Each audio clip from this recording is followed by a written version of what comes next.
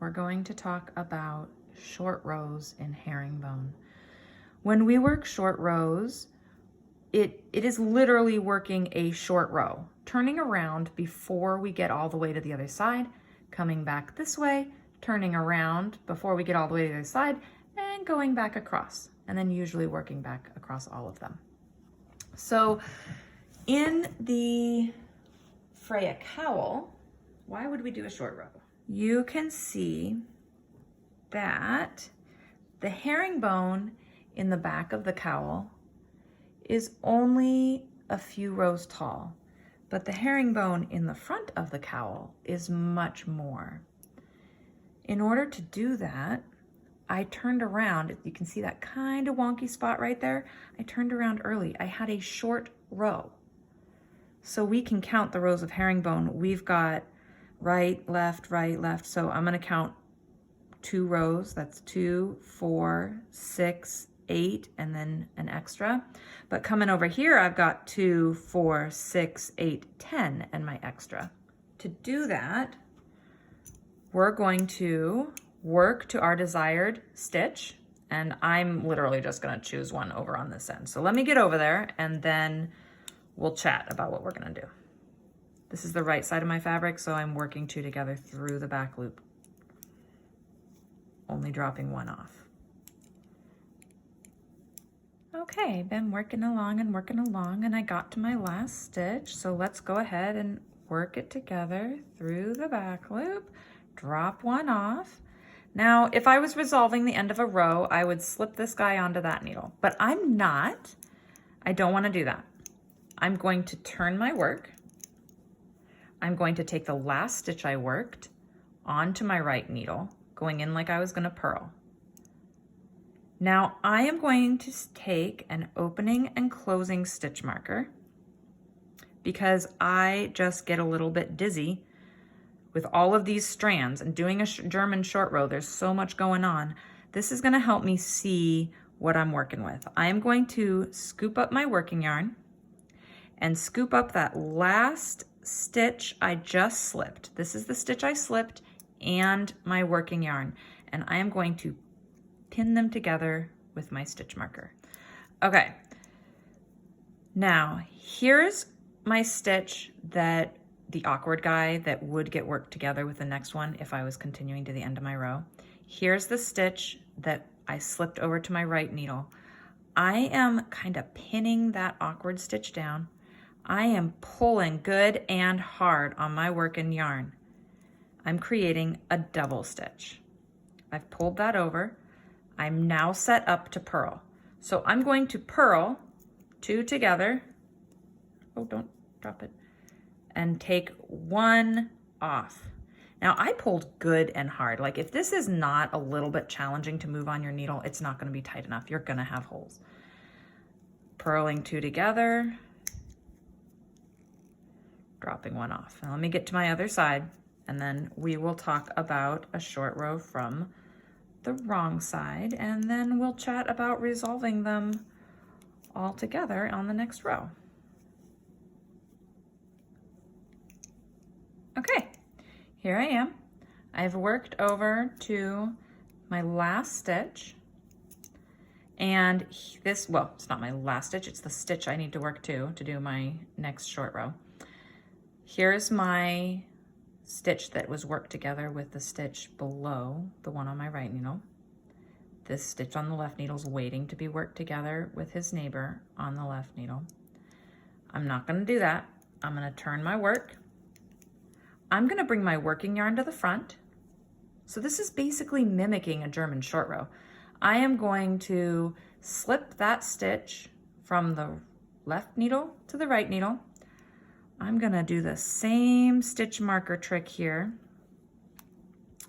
and I'm going to pin the stitch I slipped and my working yarn together. This is just to help me see it later. There we go. And I am gonna pull good and hard over the needle and start, working through the back loop, because now I'm on the right side, and go back the other direction. It's very awkward because I'm pulling so hard, But I'm just, if you can see, I'm pinching my fabric with my thumb and my index finger, and I'm pulling down to let my big old needle get in there. Now that I'm in, I'm gonna give another good pull. I mean, it should be like really snug. There we go. Whoops, don't take them both off, just one. And now we're off. Okay, I have worked my way over to where I'm 1 stitch away from my double stitch.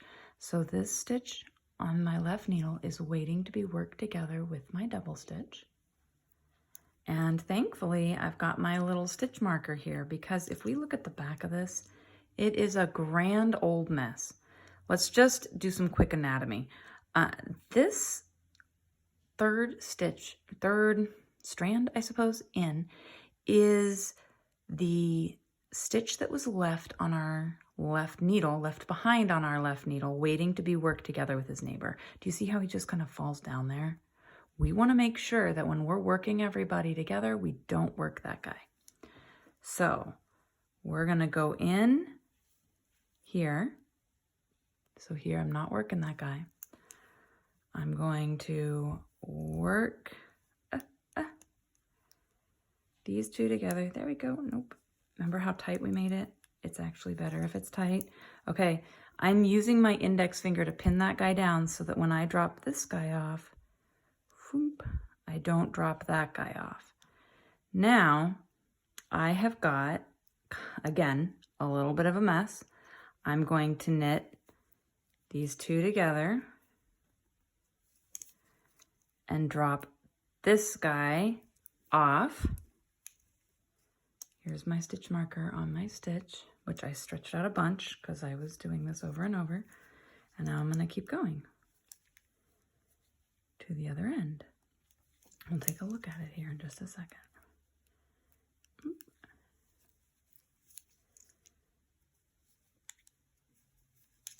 Okay, let's unpin this. I'm sorry I pulled on you a bunch. There we go. So when I give it a little bit of a tug, we can see where it changes direction.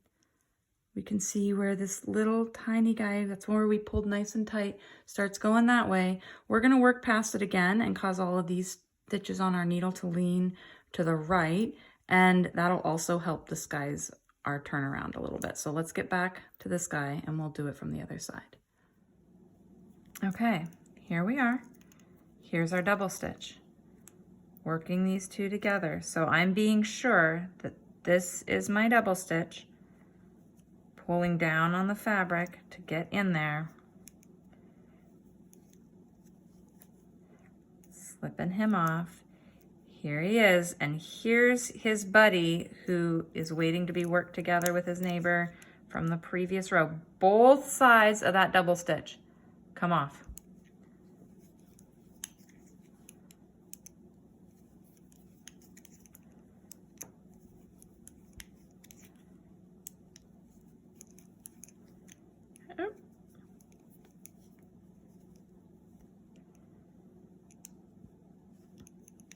Okay, let's take a look.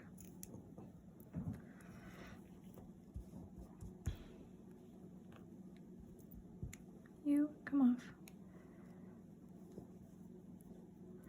Okay, we have to put them in rainbow order because that's the way I roll. Okay, now if we take a look, we always have a little bit of a hole, just a little bit. If we take a look at the short rows in the Freya cowl, you can see, now your eye knows what it's looking for. You can see where it's a little bit wonky. However, once you take a look at it in terms of the entire fabric, just like with a German short row or a wrap and turn short row, it evens out. So there we go. Okay, ta-da, German short rows in herringbone.